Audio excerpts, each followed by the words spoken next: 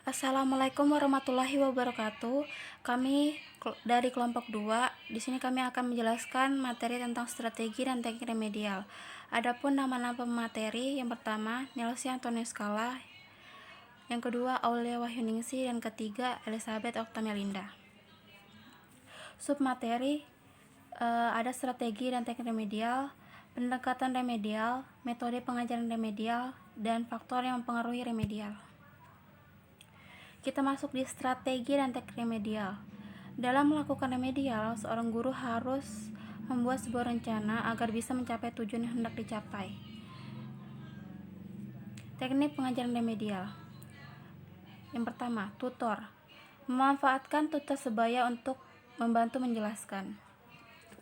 Dalam proses pembelajaran, ada kalanya seorang siswa lebih mudah menerima keterangan yang diberikan teman-temannya karena mereka mempunyai usia yang sama. Menurut Haryanto dan Kusmanto, pengajaran sesama siswa dapat memberikan kesempatan kepada siswa untuk mempelajari sesuatu dengan baik dan sekaligus menjadi narasumber bagi satu sama lain. Sejalan dengan hal tersebut, dapat ditarik kesimpulan bahwa siswa yang telah tuntas terhadap bahan pelajaran memberikan bantuan kepada siswa yang mengalami kesulitan dalam memahami bahan pelajaran yang dipelajari. Yang kedua, kerjasama antara guru mata pelajaran, wali kelas, dan guru pembimbing konseling dengan cara memotivasi, menunjukkan cara-cara belajar yang baik, memberikan bantuan untuk mengatasi kesulitan belajar yang dialami siswa. Setiap peserta didik pada dasarnya berhak memperoleh peluang untuk mencapai kinerja akademik yang memuaskan. Namun dari kenyataan sehari-hari, tampak jelas bahwa peserta didik itu memiliki perbedaan dalam hal kemampuan intelektual, kemampuan fisik, latar belakang keluarga, kebiasaan, dan pendekatan belajar yang terkadang sangat mencolok antar peserta didik yang satu dengan yang lain.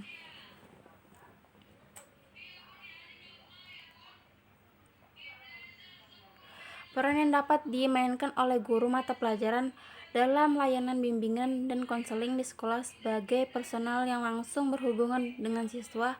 Di antara peran guru mata pelajaran adalah sebagai berikut: turut dalam membantu melaksanakan kegiatan program bimbingan konseling, memberikan informasi kepada staf BK, meneliti kesulitan belajar dan kemajuan siswa, membantu memecahkan masalah, bekerja sama dengan konselor dalam mengumpulkan data siswa dan mengidentifikasi masalah, mengirimkan referral masalah siswa yang tidak dapat diselesaikan kepada konselor sekolah. Yang selanjutnya, reteaching, mengajarkan atau menjelaskan kembali dengan memberikan lebih banyak contoh sehingga mudah dipahami. Dengan mengajarkan kembali materi yang belum dicapai, hendaknya seorang guru dapat memberikan banyak contoh sehingga pembelajaran dapat dipahami lebih mendalam oleh seorang siswa. Selanjutnya, audio visual aids. Menggunakan alat peraga dalam menjelaskan materi supaya lebih mudah dipahami. Audio visual aids merupakan media pembelajaran yang mempunyai unsur suara dan unsur gambar yang bisa dilihat dan didengar sehingga dapat diputar kapan saja dan di mana saja. Hal ini memudahkan siswa untuk mengulang dan mengingat materi yang hendak dipelajari. Selanjutnya, studi grup memanfaatkan anggota kelompok untuk menjelaskan dengan bimbingan guru. Pemberian remedial dengan menggunakan metode pembelajaran studi grup di mana siswa dikelompokkan secara heterogen sehingga apabila hanya terdapat siswa yang pintar saja tidak dapat membantu kawan-kawannya yang kurang pintar. Siswa yang tadinya kurang aktif menjadi aktif karena di dalamnya antara kelompok saling terjadi komunikasi yang kompak dan guru mengawasi kerja kelompok tersebut. Selanjutnya itu pendekatan remedial.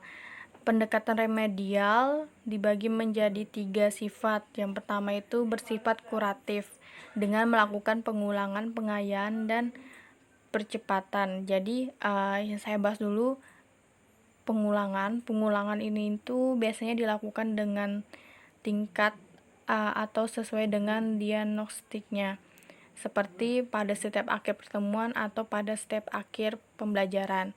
Pelaksanaan ini dapat dilaksanakan dengan individu atau per kelompok. Lalu yang selanjutnya pengayaan. Nah, pengayaan ini tuh termasuk pada siswa yang kelemahannya ringan tetapi secara akademik mungkin termasuk yang berbakat. Jadi dengan cara memberi tugas di rumah atau memberi tugas di sekolah. Lalu ada percepatan. Nah, percepatan ini tuh dilakukan untuk siswa yang berbakat tetapi kesulitan dalam ego emosional. Lalu yang kedua yaitu bersifat preventif, ditunjukkan pada siswa yang diprediksikan akan mengalami kesulitan belajar. Jadi di dalam preventif ini ada 3 kategori, yaitu bagian termasuk kategori normal, mampu menyelesaikan program belajar mengajar bisa sesuai dengan waktu yang disediakan. Lalu juga mereka diperkirakan akan sanggup menyelesaikan program lebih cepat dari waktu yang ditentukan. Terus yang ketiga, bagi mereka yang diperkirakan terlambat atau tidak menyelesaikan program dengan batas waktu yang ditetapkan berdasarkan kondisi tersebut, maka layanan pengajaran dapat dalam bentuk kelompok belajar homogen, bentuk individu, dan bentuk kelompok dengan kelas remedial. Lalu yang ketiga yaitu bersifat pengembangan, di mana guru selalu dilakukan guru selama proses pembelajaran. Sasarannya agar siswa dapat mengatasi kesulitan selama proses pembelajaran. Bisa dilakukan dengan sasaran pokok dari pendekatan agar siswa yang dapat mengatasi hambatan-hambatan atau kesulitan yang mungkin dialami secara proses belajar mengajar berlangsung. Makanya dengan itu diperlukan pengarahan, bimbingan, dan penyuluhan agar tujuan pengajaran yang telah dirumuskan berhasil. Contoh pendekatan yang bisa dilakukan yaitu belajar mengajar berlangsung atau during teaching diagnostics. Selanjutnya metode pengajaran remedial. Nah, adapun metode-metode yang digunakan dalam pengajaran remedial diantaranya terdiri dari diskusi, pemberian tugas, tanya jawab, kerja kelompok, tutor, dan pengajaran individu. Nah, kita masuk ke metode yang pertama yaitu metode diskusi. Nah, metode diskusi ini adalah suatu proses pendekatan dari murid dalam memecahkan berbagai masalah. Nah, dalam pengajaran remedial, metode diskusi dapat digunakan sebagai salah satu metode dengan memanfaatkan interaksi antar individu dalam kelompok untuk memperbaiki kesulitan belajar. Peran guru dalam diskusi ini untuk merangsang dan mengarahkan jalannya diskusi. Kemudian ada metode pemberian tugas. Nah, metode merupakan jadi metode ini dilakukan guru dengan memberikan tugas-tugas tertentu kepada murid baik secara kelompok maupun secara individu. Nah, kemudian nanti murid diminta pertanggungjawaban atas tugas-tugas yang diberikan oleh guru.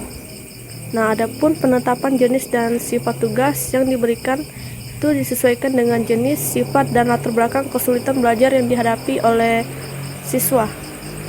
Kemudian ada metode tanya jawab. Nah, metode tanya jawab ini merupakan bentuk interaksi langsung secara langsung antara guru dengan murid. Nah, dalam pengajaran remedial, metode tanya jawab dapat dilakukan dalam bentuk dialog antar guru dengan murid yang mengalami kesulitan belajar. Nah, di dalam hubungan ini, guru dapat mengetahui murid yang mengalami kesulitan belajar dan mengenal jenis atau sifat kesulitan belajar yang dihadapi melalui tanya jawab. Kemudian ada kerja kelompok. Nah, metode kerja kelompok ini adalah pengajian dengan cara pemberian tugas-tugas untuk mempelajari sesuatu kepada kelompok-kelompok belajar yang sudah ditentukan dalam rangka mencapai tujuan. Di dalam kerja kelompok, Yang terpenting adalah interaksi antar anggota kelompok, dan dari interaksi ini diharapkan nantinya akan terjadi perbaikan diri daripada murid yang mengalami kesulitan belajar tersebut. Nah, kemudian ada metode tutor. Nah, tutor atau juga bisa dibilang tutor sebaya. Nah, tutor sebaya ini adalah seorang murid atau beberapa murid yang ditunjuk oleh guru dan ditugaskan untuk membantu murid tertentu yang mengalami kesulitan belajar. Nah, murid yang dipilih sebagai tutor ini adalah murid yang tergolong dalam prestasi belajarnya baik dan mempunyai hubungan sosial baik dengan teman-temannya, terutama dengan murid yang mengalami kesulitan belajar. Dan terakhir ada pengajaran individual. Nah, pengajaran individual ini adalah suatu bentuk proses belajar mengajar yang dilakukan secara individual. Nah, artinya di dalam bentuk interaksi antara guru dengan seorang murid secara individual. Nah, dengan pengajaran individual ini, guru mempunyai banyak waktu untuk memonitor kemajuan belajar murid, mendorong murid agar belajar lebih giat, dan membantu secara langsung murid menghadapi kesulitan-kesulitan belajarnya. Nah, untuk melaksanakan pengajaran individual ini dalam pengajaran remedial, maka guru dituntut memiliki kemampuan sebagai pembimbing, misalnya ulet, sabar, bertanggung jawab, menerima, memahami, disenangi, dan lain sebagainya, dan mampu menciptakan suasana belajar sedemikian rupa sehingga dalam proses pengajaran terjadi interaksi yang bersifat membantu. Selanjutnya yaitu faktor-faktor yang mempengaruhi remedial. Pengajaran remedial ini adalah salah satu tahapan kegiatan utama dalam keseluruhan kerangka pola layanan bimbingan belajar, serta merupakan rangkaian kegiatan lanjutan logis dan usaha diagnostik sesuai kesulitan belajar mengajar. Nah, menurut Bustami Said menyebutkan ada faktor-faktor yang mempengaruhi proses pengajaran sebagai berikut. Yang pertama yaitu faktor lingkungan sosial dan non-sosial, di mana faktor sosial ini tuh adalah lingkungan yang termasuk teman-teman atau sesama manusia, baik manusia itu langsung berada ataupun tidak langsung. Lalu juga adanya faktor non-sosial, di mana faktor non-sosial ini adalah keadaan cuaca atau keadaan tempat yang mempengaruhi atau waktu alat yang digunakan. Lalu yang kedua ada faktor individualis, fisikologis, dan psikologis. Jadi faktor fisikologis meliputi cangkupan gizi serta fungsi indera seperti telinga dan mata.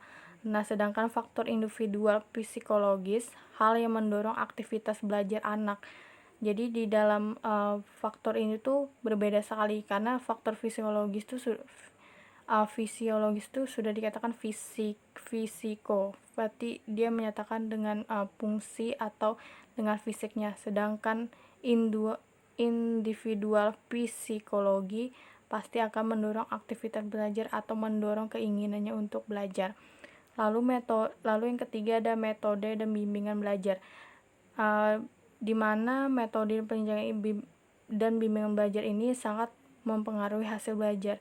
Jadi para ahli itu meneliti bahwa faktor-faktor yang mempengaruhi remedial ini adalah dari metode dan bimbingan belajar dari seorang guru, di mana seorang guru menetapkan metode dan bimbingan belajar yang bagus atau yang baik untuk pengajaran remedial. Baik, sekian dari presentasi kami kelompok 2. Mohon maaf jika ada kesalahan atau kata. Sekian, terima kasih.